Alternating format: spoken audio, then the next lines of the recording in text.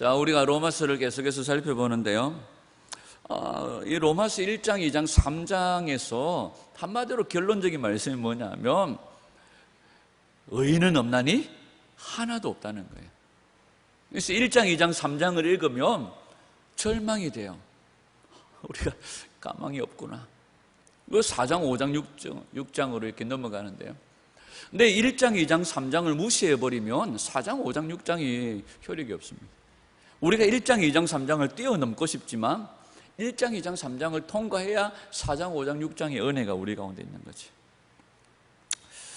18절의 말씀, 19절의 말씀을 우리가 오늘 좀 더 집중적으로 살펴보려고 합니다. 왜 성도들이 하나님이 준비하신 의로만 살 수밖에 없는가? 믿음으로 믿음에 이르게 하시고 복음에는 하나님의 의가 나타나셨는데 의인은 뭘로 산다? 믿음으로 말미암아 산다. 그래서 성도는 하나님이 준비하신 하나님의 의로만 살아갈 수 있다. 이것을 우리에게 말씀하고 계시는 거죠. 18절을 한번 읽어보겠습니다. 시작. 하나님의 진노가 불의를 진리로 막는 사람들의 모든 경건하지 않음과 불의에 대하여 하늘로부터 나타나나니. 여기 보면 불의로 진리를 막는다 이렇게 말하죠. 이 막는다는 뜻이 무슨 뜻이냐면 덮다, 덮어 씌우다 하는 그런 의미가 있어요. 원래 것이 있는데 원래 것을 다른 걸로 덮어버리고 덮어 씌워버리는 그런 의미들이 있습니다. 치과에 가면 치아를 완전히 발치해내고 그 자리에다가 임플란트를 하기 전에 조금이라도 살 가망이 있고 살 가능성이 있는 치아는 그 안에 모든 것을 싹 긁어내고 아예 그냥 처음부터 뽑아버리고 임플란트를 안 하잖아요.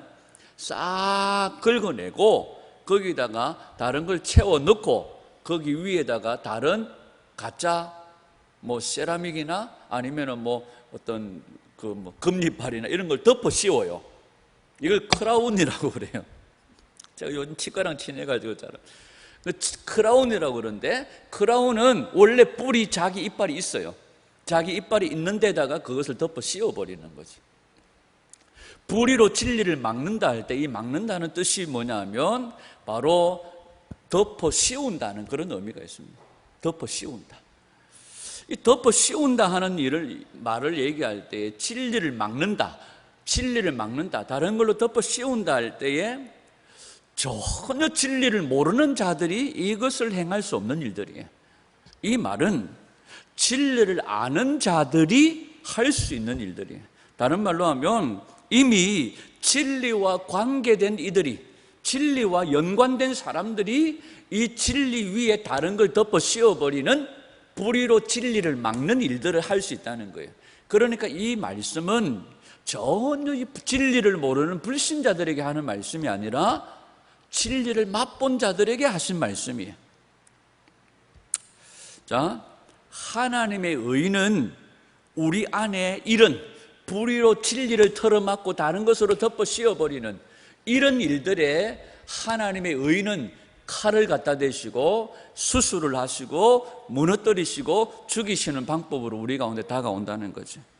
19절을 한번 보죠. 19절 시작. 이는 하나님을 알만한 것이 그들 속에 보임이라 하나님께서 이를 그들에게 보이셨느니라 이렇게 말하죠. 이게 중요한 겁니다. 여러분, 하나님을 알만한 것이 누구에게 보여졌습니까? 저희 속에 하나님을 알만한 것이 보여졌다고 말해요. 여기서 저희가 누굴까요? 불신자들이 아니에요. 허물과 죄로 죽은 자들이 하나님을 안다 이건 아니에요. 저희 속에 하나님을 알만한 것이 보여졌다. 이것은 불신자들을 말하는 것이 아니라 당연히 하나님의 백성들에게 말씀하고 있는 겁니다. 누가복음 8장 10절 말씀 시작. 가라사대 하나님 나라의 비밀을 아는 것이 너희에게는 허락되었으나 다른 사람에게는 비유로 하나니 이는 저희로 보아도 보지 못하고 들어도 깨닫지 못하게 하려 함이라. 자, 하나님 나라의 비밀을 아는 것이 우리에게는 보여졌고 우리에게는 허락되어졌습니다. 그러나 불신자들은 봐도 모릅니다. 들어도 깨닫지 못하는 거예요. 그러니까 저희 속에 하나님을 알만한 것을 주셨다는 것은 전혀 불신자들을 말하는 것이 아니라 이미 진리를 맛본 자들을 이야기하는 거죠. 이사야 6장 9절에서 10절 시작. 여호와께서 가라사대 가스 이 백성에게 이르기를 너희가 듣기는 들어도 깨닫지 못할 것이 보기는 보아도 알지 못하리라 하여 이 백성의 마음으로 둔하게 하여 그 귀가 막히고 눈이 감기게 하라. 염려컨대 그들이 눈으로 보고 귀로 듣고 마음으로 깨닫고 다시 돌아와서 고침을 받을까 하노라. 자, 하나님의 백성들에게만 하나님을 알만한 것이 허락되어졌다고 성경은 말합니다. 19절에서 하나님을 알만한 것이 저희 속에 보였다 이렇게 말하잖아요. 여기 저희가 누굴까요? 바로 저희는 멸망받아 죽어 마땅한 전혀 예수님을 알지 못하는 자들이 아니라 진리를 맛본 성도들을 가리키고 교회를 가리키는 말이다 그렇게 말할 수 있습니다. 저희 속에 할 때 이 속에라는 말이 안에 이런 뜻을 가지고 있지만 여기 저희 속에라고 하는 말은 안에라는 말보다도 하나님을 알만한 것이 저희들 성도 안에 성도들 가운데 주어졌다 이런 의미가 더 옳을 것 같아요. 성도들 가운데 하나님을 알만한 것이 주어졌다 이렇게 말하는 거죠. 자, 하나님 나라가 너희 안에 있다 이렇게 말했잖아요. 예수님이 너희 안에 있다 이 말하는 것과 똑같은 단어를 쓰고 있습니다. 보이셨다. 하나님 알만한 것이 저희 속에 뭐 하셨다? 보임이라. 하나님께서 이를 저희에게 뭐 하셨다? 보이셨다 이렇게 말하죠. 이 보이셨다라는 단어도 마찬가지입니다.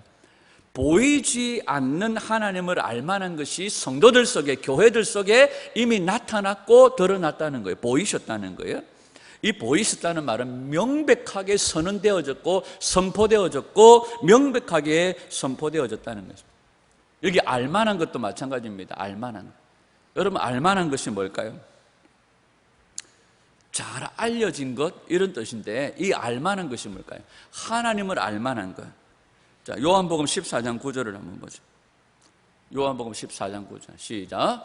예수께서 가라사대 빌립아 내가 이렇게 오래 너희와 함께 있으되 네가 나를 알지 못하느냐? 나를 본 자는 요한복음 가만 놔둬라. 시작. 예수께서 가라사대 빌립아 내가 이렇게 오래 너희와 함께 있으되 네가 나를 알지 못하느냐? 나를 본 자는 아버지를 보았거늘 어찌하여 아버지를 보이라 하느냐? 여러분 성도들에게 하나님께서 보이지 않는 하나님을 계시하셨는데 어떤 것? 알만한 것. 알만한 것이 뭡니까? 알만한 것이 뭐예요? 성경에서는 진리라고 말해요. 알만한 것, 진리. 바로 아버지를 알 수 있고 아버지를 계시했는데 그 알만한 것이 누굽니까? 요한복음 1장 18절 본래 하나님을 본 사람이 없어되 아버지의 품속에 있는 독생하신 하나님이 나타내셨느니라. 우리 가운데 알만한 것을 주셨는데 그분이 누굽니까? 예수 그리스도시라는 거예요. 예수 그리스도시라는 거예요. 그러니까 전혀 불신자를 말하는 게 아니라는 거예요. 그러니까 19절에 하나님을 알만한 것, 바로 진리를 가리키는 겁니다. 누구를 가리킵니까? 바로 이 예수 그리스도를 가리키는 거예요. 우리 안에 진리, 이 하나님을 알만한 것을 성도들에게 교회들에게 주셨다는 거예요. 그러면 18절에 불의로 진리를 막는다는 게 뭐예요? 하나님을 알만한 것이 진리를 우리 가운데 주셨고 알고 깨닫게 하셨는데 이걸 무시하고 산다는 거예요. 누가? 성도가, 교회가. 이걸 지금 지적하고 있는 거예요. 오늘 우리가 진리를 맛보고 하나님의 은혜 안에 살아가는데 이걸 무시하고 성도들이 살아간다는 거예요. 이게 불의로 진리를 막는 것이라고 말합니다. 이것이 20절로 이어지는데요. 20절 말씀을 읽어봅니다. 시작. 창세로부터 그의 보이지 아니하는 것들 곧 그의 영원하신 능력과 신성이 그가 만드신 만물에 분명히 보여 알려졌나니 그러므로 그들이 핑계하지 못할지니라. 20절에 우리가 가지고 있는 성경은 그냥 창세로부터 이렇게 되어 있습니다. 그런데 원래 원어에는 접속사가 있어요. 그러므로 왜냐하면 하는 가르라는 단어가 쓰여져 있어요. 불의로 진리를 막는 자들이 있다. 하나님의 진노가 하늘로부터 임한다. 왜냐하면 이렇게 말합니다. 왜냐하면 여러분, 하나님의 진노가 그들에게 임하는 이유가 그 뒤에 나오는 거예요. 그게 20절 말씀입니다. 자, 20절 보죠. 창세로부터 그의 보이지 아니하는 것들 곧 그의 영원하신 능력과 신성이 그가 만드신 어디에? 만물에. 정신을 자. 그의 영원하신 능력과 신성이 어디에 나타나요? 만물에. 여기 만물이라는 단어가 온 세상 천지 만물을 할 때 사용되어지는 단어는 파스라는 단어를 써요. 그런데 온 천지 만물을 이야기할 때 사용되어지는 파스라는 단어가 여기 쓰여지지 않았어요. 로마서 1장 18절에서 계속 되어지는 이 본문 가운데 사도 바울은 흔히 쓰는 단어를 쓰지 않습니다. 그러니까 흔히 사람들이 주고받는 대화 속에서 쓰는 단어를 사용하고 있지 않아요. 에베소서나 유다서, 서신서에서 간혹 등장하는 한 번, 두 번 등장하는 단어를 사도 바울은 이 로마서에서 쓰고 있어요. 그러면 이 로마서에서 사도 바울이 주장하고 말하려고 하는 것이 뭡니까? 그냥 보편적인 이야기가 아니라 특별한 뭔가를 이야기하려고 하고 있다는 거예요. 특별한 뭔가를 이야기하기 위해서 특별한 단어들을 사용하고 있다는 거예요. 이 만물이라고 하는 단어도 마찬가지입니다. 그냥 어떤 천지 만물, 우주 만물, 여기 막 널려있는 만물을 사용할 때는 파스라고 하는 단어를 쓰는데 여기서는 파스라는 단어를 쓰지 않아요. 포이에마라는 단어를 써요. 포이에마. 이건 에베소서 2장 10절에 딱 한 번 등장합니다. 여러분, 베드로후서 1장 5절을 한번 보죠. 베드로후서 1장 5절. 만든 PPT에 있다. 베드로후서 1장 5절. 없어? 나중에 찾아 나오면 베드로후서 1장 5절입니다. 그의 신기한 능력으로 생명과 경건에 속한 모든 것을 우리에게 주셨으니 이는 자기의 영광과 덕으로 우리를 부르신 자를 알므로 말미암음이니라. 여러분, 베드로후서 1장 3절인가요? 3절이나 5절이나 알아서 찾아가 딱 넘기는. 자, 그의 무슨 능력으로? 신기한 능력으로. 오늘 20절에 보면 무슨 능력으로? 영원하신 능력과 신성. 영원하신 능력과 신성. 베드로후서 1장 3절에 그의 신기한 능력으로. 이것이요, 이 20절에 나와 있는 능력과 신성이라는 말과 같은 단어입니다. 자, 다시 말하면 그의 신기한 능력이 누구예요?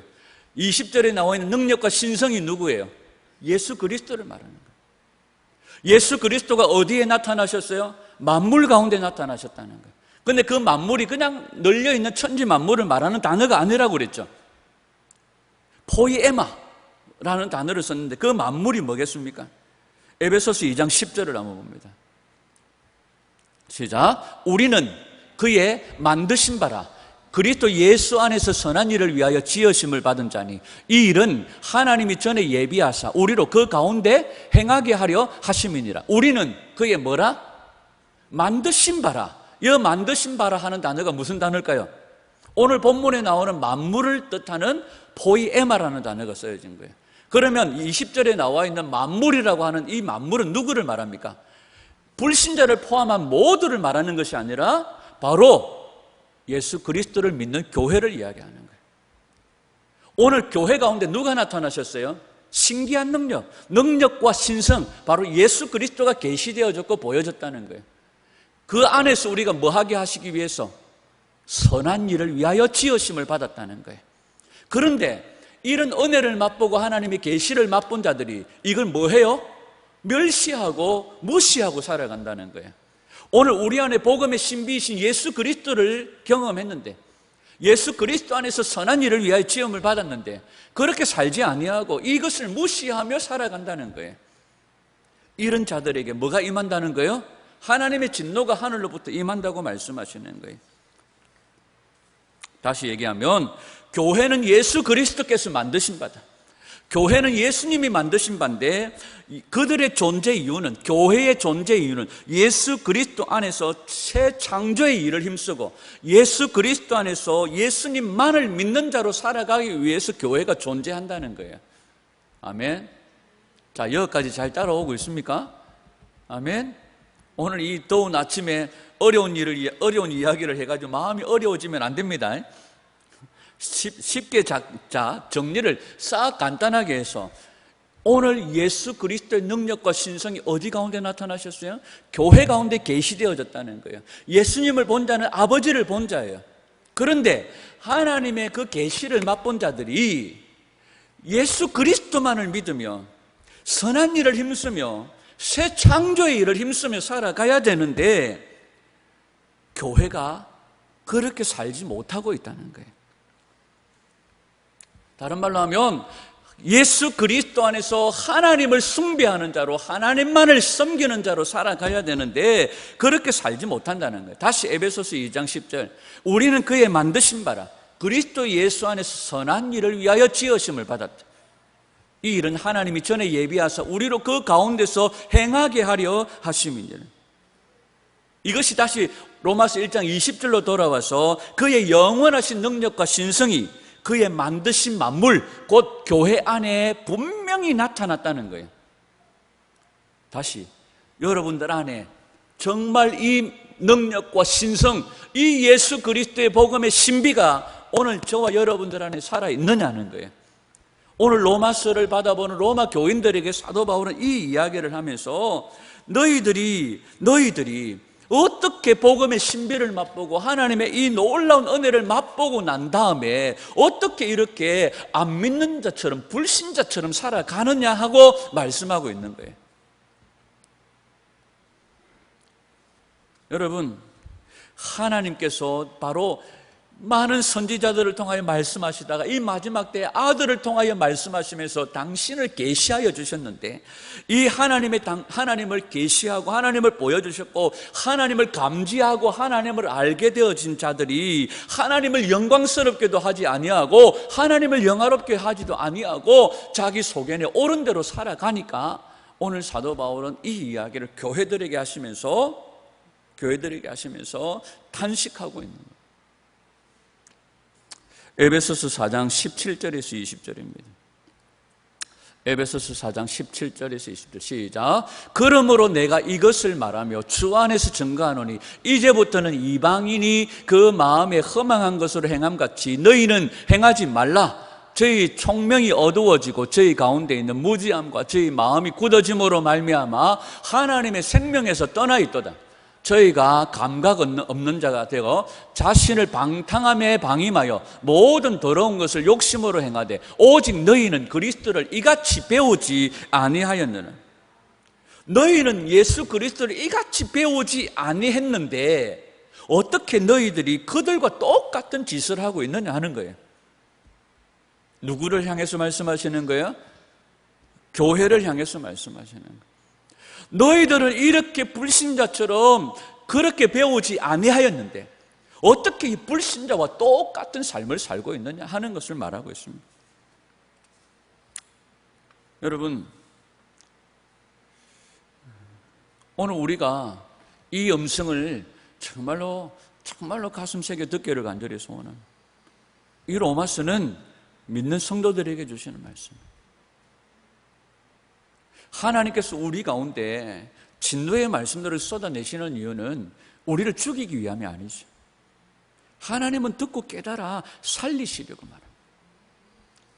어떻게 너희들이 이렇게 하나님의 계시를 받고 너희들이 이렇게 불신자들처럼 배우지 아니했다. 그런데 어떻게 불신자들처럼 이렇게 살아가느냐 이렇게 말하고 있는 거예요. 여러분, 사람을 지으신 하나님을 인정하지 않고 여러분, 하나님과 더불어 사는 것이 참된 지혜인데 하나님을 모르는 자처럼 살아가는 교회를 향하여 주님 말씀하시는 거예요. 자, 이 더운 여름에 이 말씀을 다음 주에도 한 번 더 우리가 좀 더 풀겠지만 좀 더 깊이 풀면 마음이 어려워질 것 같아서 여러분, 사도행전 17장이죠.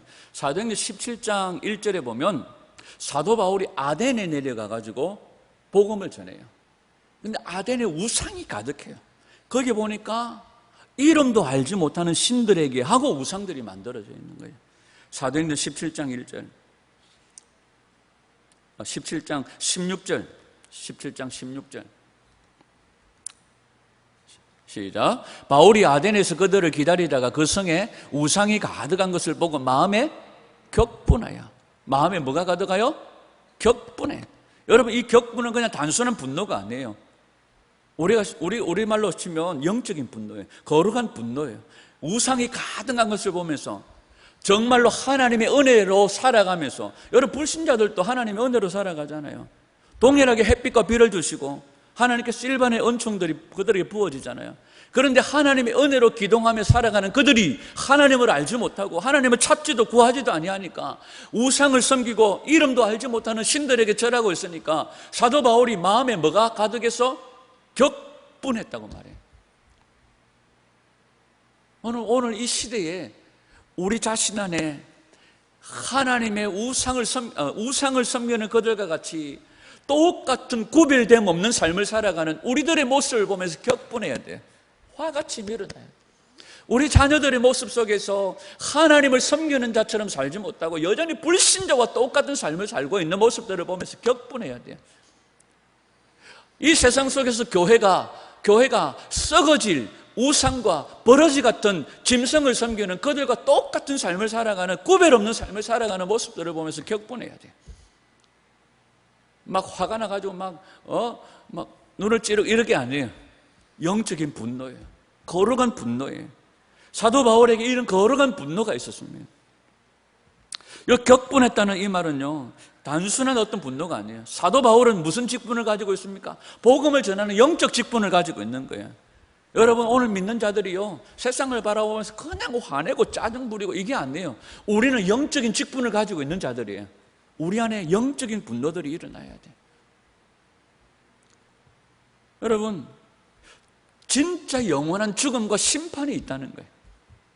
이걸 모르고 여전히 심판이 없는 것처럼 살아가는 교회들을 바라보면서, 성도들을 바라보면서 우리 안에 거룩한 분노들이 일어나야 되는,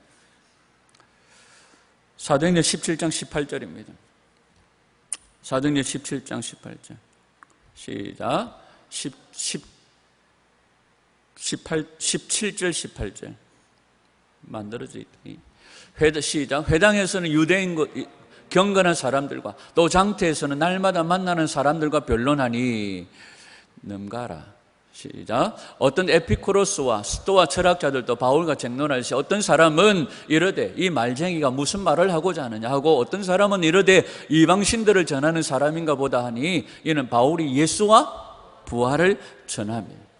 여러분, 오늘 우리가 거룩한 분노로 정말 예수 그리스도의 십자가, 주님이 십자가로 승리하셨고 우리에게 십자가로 승리한 자들에게 주시는 부활을 증거하는 귀한 믿음의 종들이 되어져야 돼요. 여러분, 십자가는요, 우리 삶의 전부가 되어져야 돼요. 우리 삶의 어떤 한 부분이 아닙니다. 십자가 없이는 부활이 없어요. 부활이 없이는 성천이 없어요. 십자가는 우리 삶의 전부가 되어져야 돼요. 그래서 사도 바울은 끊임없이 말합니다. 내가 예수의 죽음을 짊어지면 예수의 생명을 누리기 위함이다. 예수의 지식이 십자가가 가장 고상하다. 오직 예수 그리스도 십자가 외에는 내가 자랑할 것이 없다. 사도 바울의 입에서는 계속해서 십자가가 사도 바울에게는 전부였어요. 왜?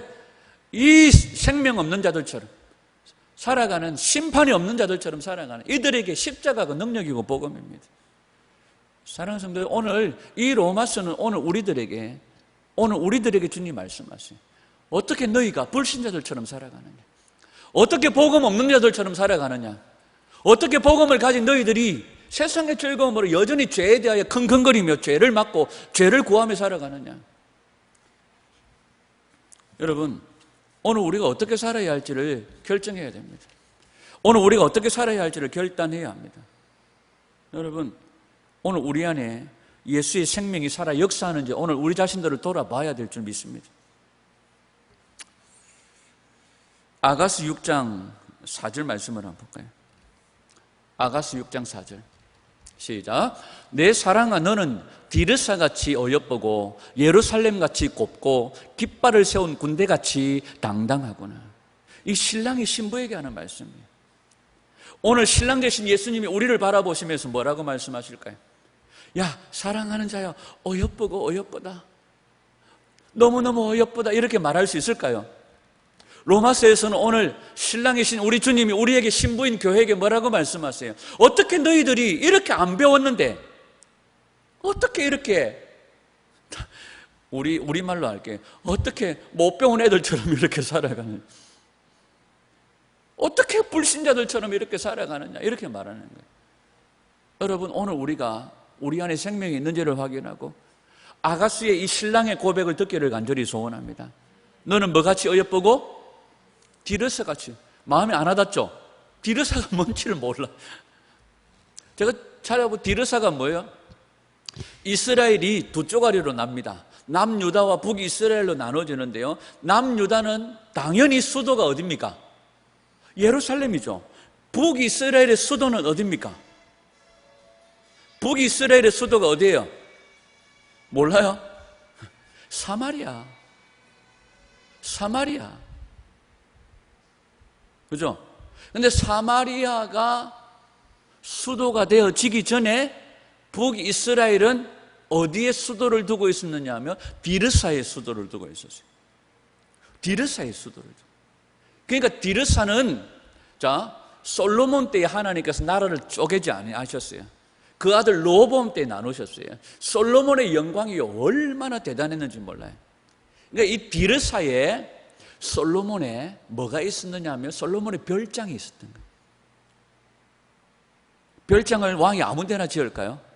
아주 멋진 동네에다가 별장, 물 좋고 산세 좋은 곳이. 그러니까 이 디르사 같다는 것은 무슨 말이냐면, 디르사 같다는 말은 무슨 말이냐면 그만큼 아름답고 그만큼 경치가 좋은. 그러니까 이 신랑이 신부를 바라보며 뭐같이 어여쁘다? 디르사같이 어여쁘다. 그 다음에 뭐같이 곱다? 예루살렘같이 곱다. 이렇게 말합니다.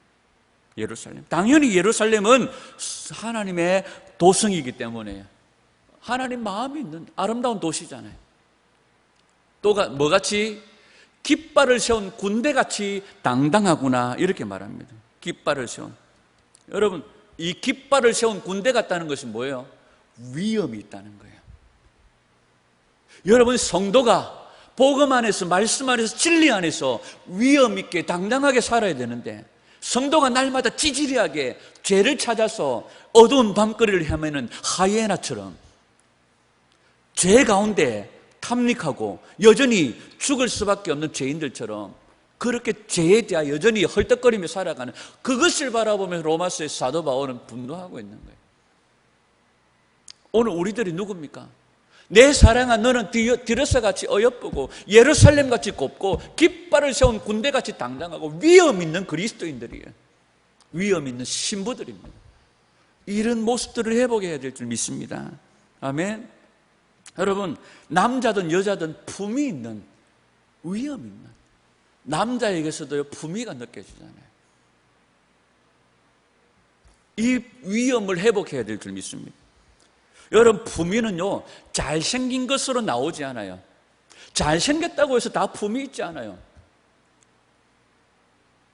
우리나라 배우 가운데 잘생긴 놈 하면 그래도 장동건이, 뭐 정우성이, 뭐 원빈, 공유, 뭐 이런 애들이지만 저는 그들에게서 품위라는 것들이 못 느껴져요.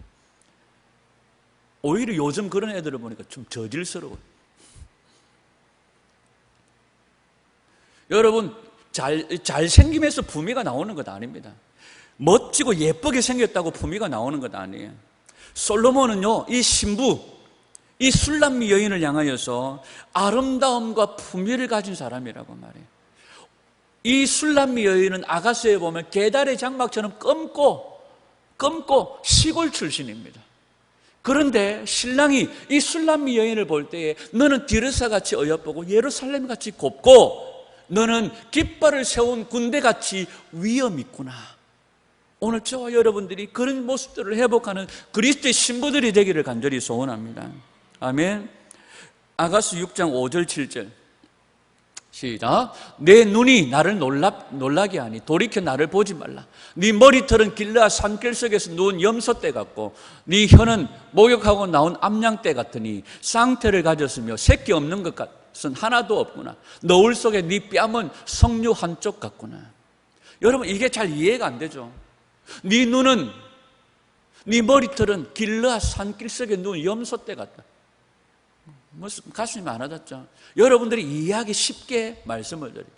신랑이 신부를 바라볼 때에 원래 신부의 모습은 정말로 계달의 장막과 같은데 신랑의 눈에는 이 신부가 그냥 아름답게 보이는 거예요. 여러분들이 이해하기 쉽게 말씀드릴게요. 우리 배장로님이 전두희 권사님을 바라보듯이 눈에서 꿀이 뚝뚝 떨어져요. 우리 예수님이 신랑 대신 예수님을 바라보는데 그냥 눈에 꿀이 뚝뚝 떨어지는 거예요.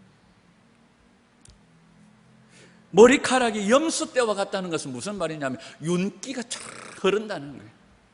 한마디로 말하면 매혹적인 흑발, 아주 까만 매혹적인 윤기가 흐르는 그런 머리를 말합니다. 이는 목욕하고 나온 암양떼 같더니 원래 여러분 양들을 보세요. 더럽기가 짝이 없어요. 그런데 그 더럽기가 짝이 없는 양이요, 목욕을 하고 나오니까 아가 그냥 눈부신, 뺨은 뭐 같고? 석류 같다는, 이 석류 같다는 거. 석류 보셨죠? 붉은색 알맹이가 알알이 그냥 박혀있는 그런 모습들. 그건 뭐냐 하면 신부가 그만큼 건강하고 풍성한 아름다움을 가졌다는 거예요. 여러분, 우리 이 모습들을 회복해야 됩니다. 로마서에서는 하나님의 은혜가 부어졌는데 그걸 누르고 막 다른 걸로 덮어 씌워가지고 멸망당할 자 같이 살아가는데 우리가 그런 존재가 아니라는 거예요. 우리가 원래 이런 존재라는 거예요. 풍성한 아름다움을 회복해야 돼요. 아멘. 위험 있는 당당함을 회복해야 돼요. 8절 9절 시작. 왕비가 60명이요 후궁이 80명이요 시녀가 무수하되 내 비둘기 내 완전한 자는 하나뿐이로구나. 그는 그의 어머니의 외딸이요 그 낳은 자가 귀중하게 여기는 자로구나. 여자들이 그를 보고 복된 자라 하고 왕비와 후궁들도 그를 칭찬하는구나. 여기 보면 왕비가 60명이 후궁이 80명이라고 하는데 솔로몬의 원래 왕비가 몇 명이에요? 왕비와 후궁을 합쳐서 1000명입니다. 근데 60명이요 80명이라고 말하는 것은 이것을 솔로몬이 언제 기록했다는 거예요? 초기에 기록했다는 거죠. 이 왕비가 60명이고 80명이면 그 안에 암투가 대단할 겁니다. 매야 이러면서 이 후궁들과 왕비 사이에는 암투가 대단할 거예요. 그런데 이 후궁들이요 이 술람미 여인을 향하여 뭐라고 말해요? 너는 복된 자로구나. 후궁들도 칭찬을 하는 거예요. 왕비들도 칭찬을 하는 거예요. 여러분, 이 60명의 왕비와 후궁 80명들이 칭찬한다고 말씀해요. 무수한 시녀들보다 왕비들보다 아름답다고 말씀해요. 열왕기상 11장에 보면 솔로몬 왕에게 왕비가 700명이고 후궁이 300명이라고 말해요. 그런데 이 300명, 700명, 1000명의 후궁과 왕비가 있다고 할지라도 이 솔로몬의 왕의 눈에는 누구밖에 안 보여요? 이 술람미 여인 신부밖에 안 보이는 거예요. 내 비둘기, 내 완전한 자라고 고백하는 거예요.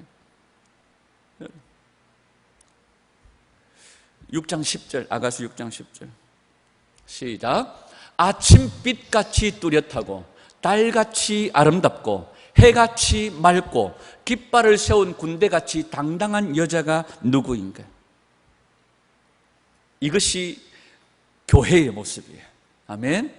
저와 여러분들이 뿌리로 진리를 막는 자들이 아니라 은혜를 맛보고도 하나님 없는 자같이 살아가는 자들이 아니라 이 당당함을 회복하는, 이 아름다움을 회복하는 신부들이 되어야 될 줄 믿습니다. 여기 4가지로 얘기해요. 해가 아침빛같이 뭐하고? 뚜렷하고. 아침빛은 뭡니까? 여러분 일출을 보려고요 저기 간절곶 가고 호미곶 가고 오만 곳에 가는데요 그럴 필요. 여러분 이 해운대만 가도 아침에요 붉은 태양이 이글거림이 떠오릅니다. 장렬하면서 떠올라요. 아침빛은 뭡니까? 뚜렷하고. 아침빛이라고는 붉게 타오르는 태양을 얘기합니다. 이건 신부의 황홀한 아름다움을 얘기해요. 어떤 아름다움? 황홀한 아름다움. 신랑이 신부를 볼 때요 너무 황홀해. 이 아름다움들이 우리 안에 회복되어야지. 두 번째, 뭐같이 아름답고? 달같이 아름답고. 달은요, 어두운 밤을 환하게 비추는 그런 빛입니다. 여러분, 달이 어두운 세상을 확 비춰버리는데요, 그 모든 어둠들이 이 달빛에 다 드러나 버려요. 탁월한 아름다움이에요. 오늘 우리 안에 이 탁월한 아름다움이 있기를 원해요. 세상과 비교할 수 없는 이 탁월함들이 성도에게 있어야 합니다. 다름이 있어야 돼요. 아멘. 세 번째, 해같이 뭐하고? 맑고, 이렇게 맑고. 해같이 맑고. 우리가 쳐다볼 수 없는 낮의 태양빛처럼 맑고, 이건 눈부신 아름다움. 신랑이 신부를 바라볼 때 당신을 바라볼 때 너무너무 아름다운 눈부시다는 거예요. 우리가 낮에 태양을 바라보면 눈을 뭐 했어요? 눈부셔요. 신부의 아름다움, 이 눈부신 아름다움. 아침 태양은요, 황홀해요. 밤에 달은요, 탁월해요. 낮에 해는 눈부신. 마지막, 깃발을 세운 군대같이. 아까 깃발을 세운 군대는 뭐라고 그랬습니까? 위험 있고 당당하다는 거예요. 바로 품위가 있어야 돼요. 오늘 우리 안에 이것이 회복되어져야 돼요. 말씀 없는 자같이, 계시가 없는 자같이, 복음 없는 자같이 살아가지 말고 황홀한 아름다움, 이 탁월함을, 이 눈부신 아름다움을, 이 품이 있는 아름다움을 회복하는 그리스도의 신부가 되어져야 될 줄 믿습니다. 세상에서 이 어떤 여인보다도 이 아름다운 여인은 없다는 거예요. 이게 원래 교회의 모습이에요. 아멘. 오늘 우리가 이걸 회복하기를 원합니다. 불의로 진리를 막는, 복음 없는 자같이, 멸망할 자같이 그런 자들이 아니라 하나님의 계시를 맛보고 하나님을 알만한 것이 우리 가운데 보여졌는데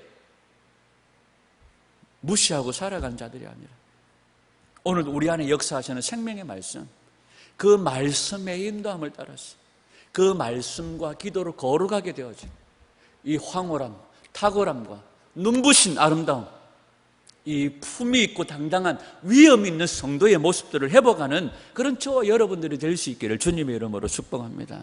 아멘. 그랬을 때 우리 주님의 눈에 우리밖에 안 보이는 거예요. 우리밖에 안 보이는 거예요. 여러분, 오늘 우리 안에 비록 검지만, 비록 계달의 장막같이 검지만 주님의 눈에 우리밖에 안 보여요. 너밖에 안 보여. 이 아름다움을 회복할 수 있는 그런 은혜가 있기를 간절히 소원합니다. 오늘도 말씀이 우리 안에 살아있습니다. 이 말씀이 우리 안에서 역사하실 거예요. 예수 그리스도가 교회 안에 계셔서 인도하실 거예요. 우리는 그저 그분이 하시는 일에 그저 순종하며 우리가 따라가는 거예요. 내가 뭔가를 이루려고 하려고가 아니에요. 그분의 말씀이 내 안에 살아있고 운동력이 있어, 활력이 있어, 혼과 영과 관절과 골수를 찔러 쪼개는 역사로 우리를 인도하여 주실 줄 믿습니다. 아멘. 목사가 성도들에게 이렇게 하십시오, 저렇게 하십시오, 아니에요. 오늘 우리 안에 이 말씀들을 도전으로 던져주는 것뿐입니다. 여러분들 안에 있는 말씀이 진리를 찾아, 그 계시의 말씀을 찾아, 우리 가운데 드러나신 하나님의 생명의 말씀을 찾아 움직이게 하실 거예요. 우리 안에 말씀이 살아 역사하실 거예요. 목사가 적용이 아니에요. 여러분들 안에 있는 말씀이 여러분들의 삶에 적용이 되게 하실 거예요. 결론이 되게 하실 줄 믿습니다. 이 말씀과 기도로 이 황홀한 아름다움을, 이 탁월한 아름다움, 눈부신 아름다움을, 이 품이 있는 신부의 모습을 회복하게 하실 줄 믿습니다. 이 모습들로 회복되어져 우리 주님의 우리밖에 안 보이는 그런 아름다운 신부로 회복되어져 주님 오시는 그날 아비가일처럼 주님의 품에 얼른 안겨 주님과 함께 영광을 누리는 복된 저와 여러분들이 되시기를 주님의 이름으로 축원합니다.